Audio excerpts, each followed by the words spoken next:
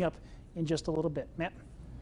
Well, thank you, Chris. And I also want to thank Molly and Zach for your continual coverage throughout the day. Well, check this out. During these storms today, the storm shelter bar in Eastport Marina was struck by lightning. Thanks to Mike Johnson for sending me this video. Luckily, there were no injuries and was just a little damage to the roof.